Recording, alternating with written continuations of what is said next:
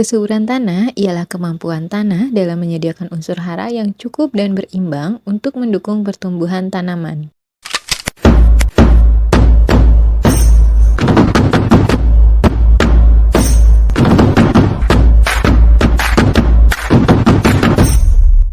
Halo semuanya, saya Hapita, dan kali ini saya akan membahas materi kesuburan tanah.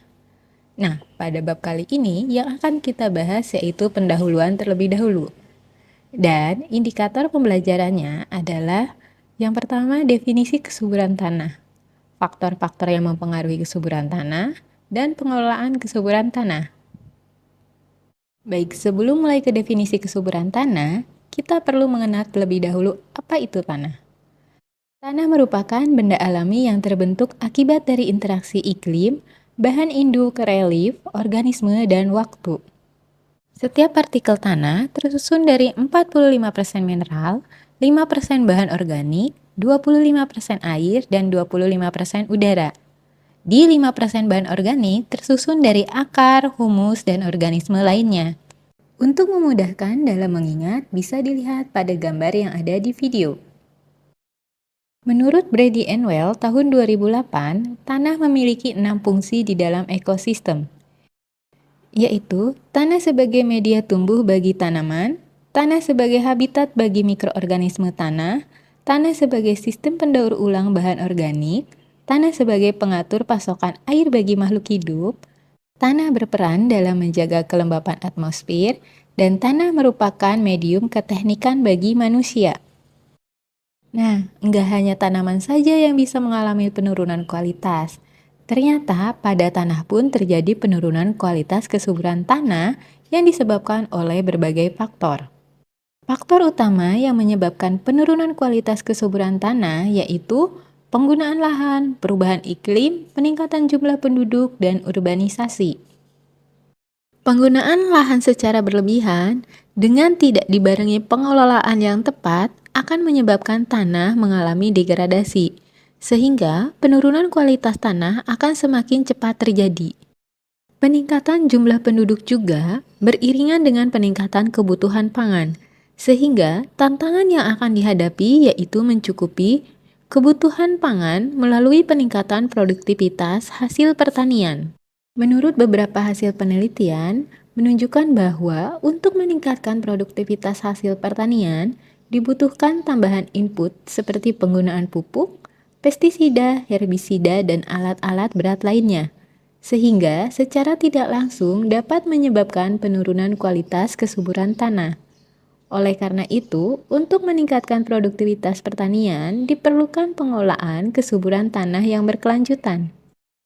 Nah, tadi kita sudah mengetahui pengertian tanah. Lantas, apa itu kesuburan tanah?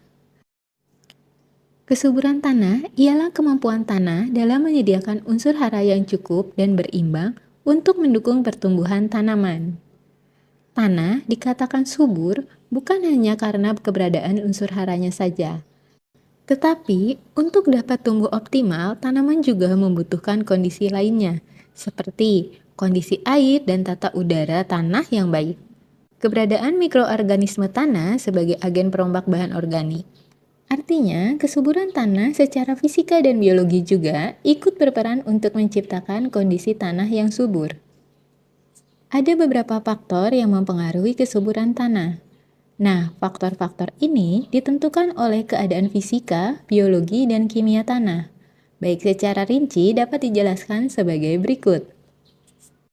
Yang pertama yaitu fisika tanah. Tentunya kita ketahui bahwa tanah yang subur memiliki sifat-sifat fisika yang baik. Sifat fisika tanah yang dapat mencerminkan tingkat kesuburan diantaranya yaitu tekstur tanah, struktur tanah, kadar air, dan porositas. Baik, sekilas kita akan bahas tekstur tanah dan kadar air. Kita mulai dari tekstur tanah terlebih dahulu. Tekstur tanah didefinisikan sebagai perbandingan relatif fraksi pasir, debu, dan liat. Tanah yang bertekstur kasar memiliki daya mengikat air yang rendah, kemampuan untuk menjerap dan mempertukarkan kation juga lebih rendah, sehingga tanah dengan tekstur yang kasar memiliki kesuburan yang lebih rendah daripada tanah yang bertekstur sedang. Contoh tekstur tanah yang sedang yaitu seperti lempung. Gambar yang ada di video terdapat 12 kelas dalam segitiga tekstur tanah. Nah, 12 kelas dalam segitiga tekstur tanah ini akan kita bahas secara mendalam pada materi fisika tanah. Kemudian ada kadar air tanah. Nah, kadar air tanah ini yaitu kandungan air tanah yang berada pada pori makro dan mikro. Atau dengan bahasa sederhananya, tanah pada kondisi kapasitas lapang atau mengandung 25% air dari total volume tanah. Nah, ini merupakan kondisi tanah yang ideal untuk pertumbuhan dan perkembangan tanaman. Sederhananya gini, jika dalam pertumbuhan tanaman kekurangan air, maka tanaman akan kesulitan untuk mendapatkan unsur hara. Dan zat-zat hasil fotosintat akan terhambat untuk didistribusikan ke seluruh bagian tanaman. Dan pertumbuhan tanaman akan terhambat. Kemudian, aktivitas mikroorganisme tanah juga akan terganggu jika di tanah tersebut mengalami defisiensi air. Yang kedua adalah biologi tanah. Biologi tanah dicirikan dengan kandungan bahan organik, jumlah, dan aktivitas mikroorganisme di dalam tanah. Bahan organik tanah merupakan bahan yang berasal dari makhluk hidup, baik flora maupun fauna, yang masih hidup atau yang telah didekomposisi oleh mikroorganisme tanah. Nah, sekitar 10-40% bahan organik terdiri dari mikroorganisme hidup di dalam tanah. Dan sekitar 40-60% merupakan bahan organik yang telah melapuk sempurna dan stabil atau biasa kita kenal dengan humus. Bahan organik yang telah terdekomposisi akan menghasilkan asam-asam organik yang sangat bermanfaat bagi kesuburan tanah. Kehadiran asam-asam organik inilah yang akan membuat agregat tanah semakin meningkatkan kemampuan tanah dalam menahan air. Adanya bahan organik juga akan meningkatkan jumlah dan aktivitas mikroorganisme di dalam tanah.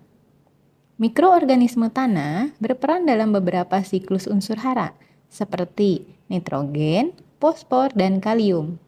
Keberadaan mikroorganisme juga meningkatkan proses dekomposisi bahan organik dan proses mineralisasi unsur hara, sehingga unsur hara menjadi tersedia bagi tanaman.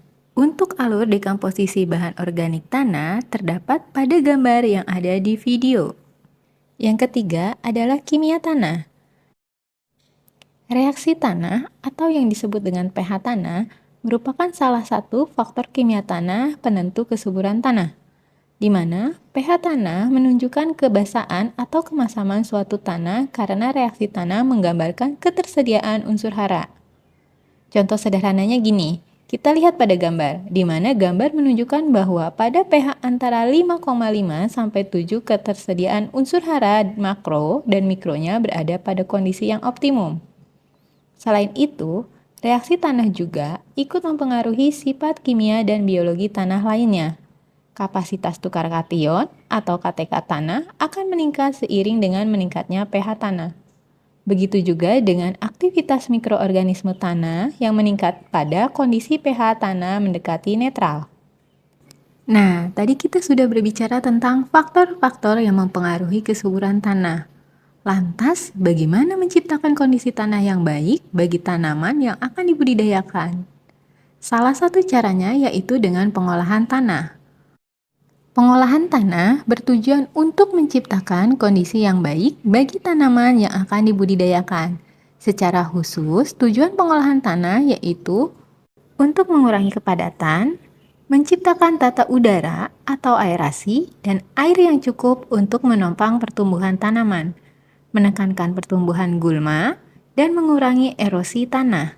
Agar tidak kehilangan unsur hara yang cukup tinggi dalam aktivitas pertanian selama budidaya, maka dibutuhkan pengelolaan yang baik agar kesuburan tanah tetap terjaga.